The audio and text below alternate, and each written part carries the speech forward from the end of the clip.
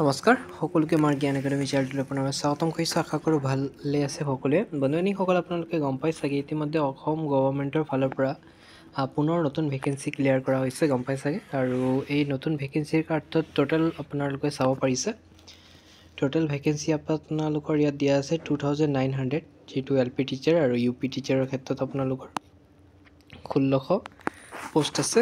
Total মানে আপোনাৰ যদি 4000 প্লাছ পোষ্ট আছে।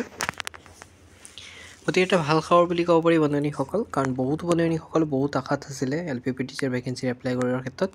আৰু ইতিমধ্যে গম পাইছে চিটেটৰ ৰিজাল্ট প্ৰকাশ কৰিছে, আৰু বন্ধুসকল আপোনালোকৰ কাৰণে বহুত এটা ভাল সুযোগ পাইছে। আৰু ইয়াৰ এপ্লিকেশ্যন প্ৰচেছ আপোনালোকৰ গম পাই চাগে, ইয়াত উল্লেখ আছে, মই অলপমান কৈ দিব বিচাৰিছোঁ।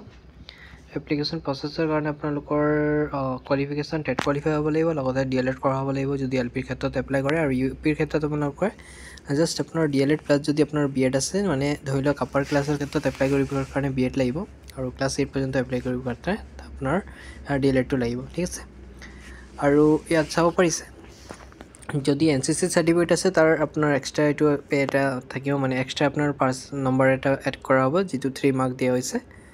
আৰু 5 মাৰ্ক যদি কৈছে, যদি আপোনাৰ মানে নেশ্যনেল লেভেলত কিবা স্পৰ্টছ চাৰ্টিফিকেট আছে, তেন্তে 5 মাৰ্ক এটা প্ৰিফাৰেঞ্চ পাব।